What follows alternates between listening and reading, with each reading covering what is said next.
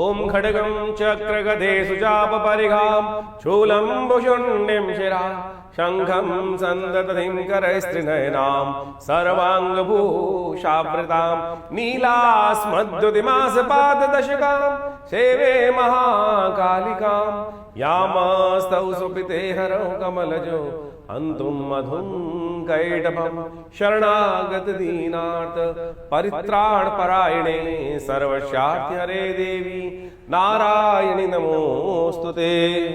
नमस्कार, स्वागत है आपका आचार्य वाणी में। मैं आचार्य डॉक्टर विक्रमादित्य आपके साथ हूँ। आज के राशि के अनुसार से कन्या राशि वालों के लिए कैसा ग्रहों का योगायोग सितंबर में अंतिम काल में बनने वाला है वो आपको समझ लेना चाहिए। 24 तारीख की बात करें, 24 तारीख का दिन बुधवार का दिन है, तृतीया तिथि विद्यमान है और तृतीया तिथि के दिन चंद्रघंटा भगवती की आराधना करने का दिन चलता है। राजयोग का निर्माण आपकी राशि में होता दिखाई दे रहा है और ये राजयोग का निर्माण आपकी राशि में जिस प्रकार से हो रहा है वो कहीं ना कहीं आपके लिए नई स्थितियों को उत्पन्न करता दिखाई दे रहा है और ये आपके लिए बहुत सुंदर रहेगा। ग्रह स्थिति आपके लिए कई मामलों में फेवर, करीब 80% से ऊपर ग्रह फेवर में दिखाई दे रहे हैं। पूरी तरह से समय को आपको उपयोग करने का प्रयास करना चाहिए। आशीर्वाद से मेवा प्राप्त करने का दिन दिखाई दे। सरल होकर बड़े बुजुर्गों की बात माने, उनका आशीर्वाद लेने का प्रयास करें, भगवती को सिंदूर अर्पित करने का प्रयास करें, माँ का आशीर्वाद मिलेगा तो कल्याण करने के सुंदर योग बनेंगे। खीर का भोग भगवती को लगाएं और विशेष तौर पर घर के बड़े बूढ़ों का आशीर्वाद लें।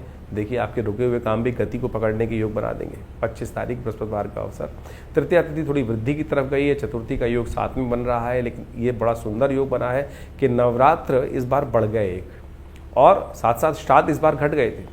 तो ये ओवरऑल ग्रहों की स्थिति बड़ी अच्छी दिखाई देती है और ये कहीं ना कहीं आपकी राशि के दृष्टिकोण से भी सुंदर परिवर्तन का योग बनाते दिखाई दे रहे हैं। इस दिन एक और परिवर्तन होने का योग बन रहा है। शुक्र महाराज जो आपकी राशि में इस वक्त राजयोग का निर्माण कर रहे हैं वो पूर्ण ताकत में होकर कुछ दिन के लिए आपके लिए बड़ा सुंदर योग बनाएंगे और ये योग ऐसा रहेगा कि शुक्र महाराज जो है वो अपने ही नक्षत्र में प्रवेश कर बड़ी पूर्ण ताकत को प्राप्त कर रहे हैं। केतु के साथ विराजमान होकर 12वें भाव में बैठकर ये आपके लिए कहीं ना कहीं स्थितियों को बहुत फेवरेबल बनाते दिखाई दे रहे हैं। इस कार्यक्रम के आरंभ में हमने आपको बताया था कि ये सितंबर के अंतिम में आपकी राशि के दृष्टिकोण से तो बड़े महत्वपूर्ण दिन दिखाई देते हैं। 90% ग्रह आपके फेवर में आते दिखाई दे रहे हैं। उसी श्रृंखला में ये शुक्र का परिवर्तन आने वाले कुछ दिनों में आपके लिए नए कुछ न कुछ योग आपके जीवन में उत्पन्न करने के योग बनाएगा जो आपकी राशि के दृष्टिकोण से बड़े फेवरेबल हो सकते हैं। राशि के दृष्टिकोण से तो बड़ा फेवर दिखाई दे रहा है। आपकी जन्मपत्री में क्या कुछ योग चल रहा है, क्या दशाएं चल रही हैं, अब वो विचारणीय विषय रह जाएगा। लेकिन गोचर के दृष्टिकोण से इस वक्त आपके ग्रह करीब 80 से 90% आपके फेवर में चलते दिखाई दे रहे हैं।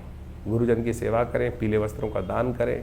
कुष्मांडा चतुर्थी भी है इस दिन, तो अब भगवती की सुंदर आराधना करने से कृपा ही प्राप्त होगी। पीला पेठा दान करना, भगवती को अर्पित करना कल्याणकारी योग बनाएगा। 26 तारीख शुक्रवार का अवसर। उदय तिथि के रूप में चतुर्थी विद्यमान हो गई है। कुष्मांडा भगवती का आराधना करने का चतुर्थ नवरात्र का सुंदर अवसर बन गया है और ऐसे में ग्रहों नक्षत्र भी आपकी राशि के दृष्टिकोण से फेवर में योग बनाते दिखाई दे रहे हैं और ये फेवरेबल ग्रह जो हैं वो आपके लिए अच्छे रहेंगे। लेकिन दोपहर से पहले ग्रह पूरी तरह से फेवर में योग बना रहे हैं। दोपहर के बाद थोड़ा सा कहीं ना कहीं आपके पराक्रम में कमी आने के योग बन सकते हैं। थोड़ा सा जो स्वार्थ है वो कहीं ना कहीं सिर पर हावी हो सकता है और जब स्वार्थ हावी होता है तो कहीं ना कहीं थोड़ा सा लोग आपसे कटने के योग बना सकते हैं। भद्रा रहेगी इस दिन, ध्यान रखिएगा। सुबह 9:32 के बाद उसके बाद नए कार्यों में हाथ डालना आपके लिए शुभ योग दिखाई देता है। 27 तारीख शनिवार का अवसर है। इस दिन पंचमी तिथि विद्यमान है, 5वां नवरात्रा है। भगवती स्कंद माता की आराधना करने का सुंदर अवसर है और इस दिन एक विशेष परिवर्तन की तरफ ग्रह जा रहे हैं।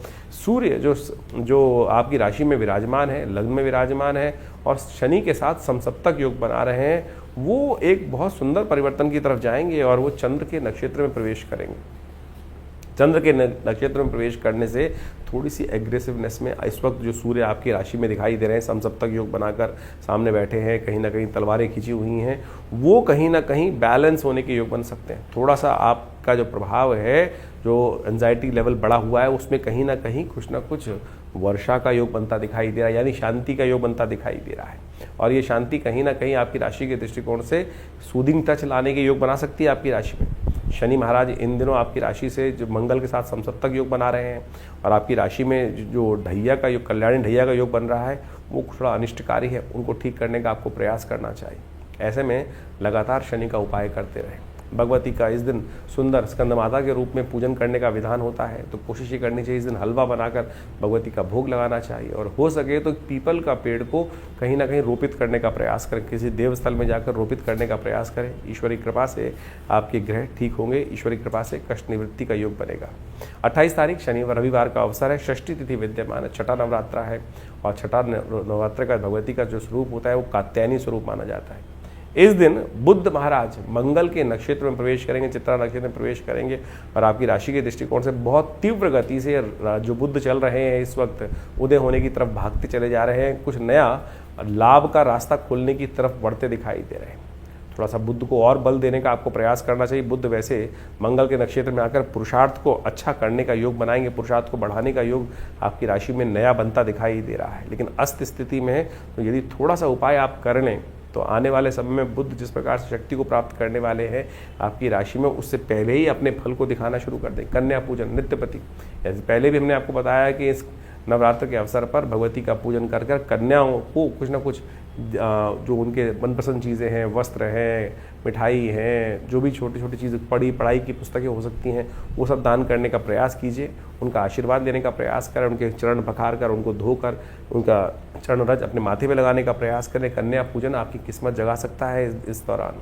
29 तारीख चंद्रवार का दिन, सोमवार का दिन, सप्तमी तिथि विद्यमान है और ग्रह परिवर्तन कर कर बहुत विशेष योग बनाते दिखाई दे रहे हैं। बृहस्पति के बिल्कुल सम्मुख आकर चंद्रमा विराजमान हो जाएंगे, सूर्योदय से पहले ही महासप्तमी का योग बन जाएगा और ये विशेष परिवर्तन आपकी राशि के दृष्टिकोण से एक राजयोग का और राजयोग का निर्माण करने की स्थिति में है। कल बुध उदय भी हो जाएंगे अगले दिन, और इस दिन सूर्य चंद्रमा का जिस प्रकार का योग बन रहा है आपकी राशि के दृष्टिकोण से वो बहुत श्रेष्ठकारी है आपके लिए। इस दिन विशेष तौर पर आपको एक ध्यान रखना चाहिए कि इन दिनों कुछ शत्रु जो हैं वो नए फन उठाते दिखाई दे रहे हैं, उनको मर्दन का दिन है, उन पर विजय प्राप्ति करने का दिन है। ऐसे में भगवती कालरात्रि का सुंदर स्तवन करना चाहिए। नवरात्र में सप्तम दिवस जो होता है भगवती कालरात्रि का स्तवन कराए, रात्रि सूक्त का पाठ करें। भगवती का एक मंत्र है, सर्वाबाधा प्रशमनम त्रैलोकस्य अखिलेश्वरी एवमेव त्वया कार्यम अस्मद वैरि विनाशनम। इसका सानिध्य लें भगवती की कृपा से, आपके जो शत्रु भाव देखकर लोग बैठे हुए हैं वो परिवर्तन की तरफ जाएंगे और मित्रता में वृद्धि करने के योग इस मंत्र के जप से प्राप्त होंगे आपको। 30 तारीख मंगलवार का अवसर, अष्टमी तिथि विद्यमान है और साथ साथ रात्रि में नवमी का योग भी बन जाएगा। ये महाअष्टमी महागौरी की आराधना करने का सुंदर अवसर है और यदि इस दिन एक और ग्रहों का परिवर्तन होने का योग बन रहा है, बुद्ध जाग रहे हैं, उदय हो रहे हैं बुद्ध महाराज, और ये बुद्ध के उदय होने से बुध आदित्य योग आपकी राशि में पूरी तरह से बन जाएगा। साथ साथ बृहस्पति का चंद्रमा के साथ बहुत सुंदर योग बना हुआ है, वहाँ शुक्र अपनी सुंदर स्थिति में आ चुके हैं, तो ये बहुत सुंदर तरीके से आपकी राशि में सुंदर योग बनाते दिखाई देने। इस दिन भगवती का सुंदर स्तवन करें, महागौरी की आराधना करने का अवसर है और कहा जाता है कि जो इस दिन माँ भगवती गौरी के निमित्त सब दुर्गा सप्तशती का पाठ करते हैं, कन्या पूजन करते हैं और साथ साथ व्रत इत्यादि करते हैं भगवती और भगवती के श्री चरणों में पंच मकारों की आहुति प्रदान करते हैं, वो भगवती का आशीर्वाद अद्भुत रूप से प्राप्त करते हैं। तो इस प्रकार से ग्रहों का योगायोग आपने समझा, और ये ग्रहों का योगायोग के साथ साथ जीवन में हमारे भाग्य को जगाने के लिए सबसे बड़ी जो चीज़ है वो पुण्य कर्म है। और भारतीय संस्कृति में इन पुण्यों को बढ़ाने के लिए अनेक मुहूर्त बताए गए हैं। नवरात्र ऐसे ही सिद्ध मुहूर्त है, होलिका महारात्रि, दीपावली महारात्रि, शिव महारात्रि, और उसी प्रकार से ये नवरात्र ये ऐसे सिद्ध मुहूर्त हैं और संधि वेला में आते हैं, चाहे वो चैत्र में देखें, चाहे वो आश्विन में देखें। शरद काल ऋतु जो है वो आरंभ हो जाती है, तो ऐसे में विशेष तौर पर भगवती का स्तवन करने के लिए ये जो दिन प्रशस्त किए गए हैं ये ऐसे संधि काल में आते हैं कि इन संधि कालों में यदि अपने पुण्यों को जगाने के लिए हम श्रद्धा भाव से भगवती के अन्य श्रद्धा से स्तवन करें।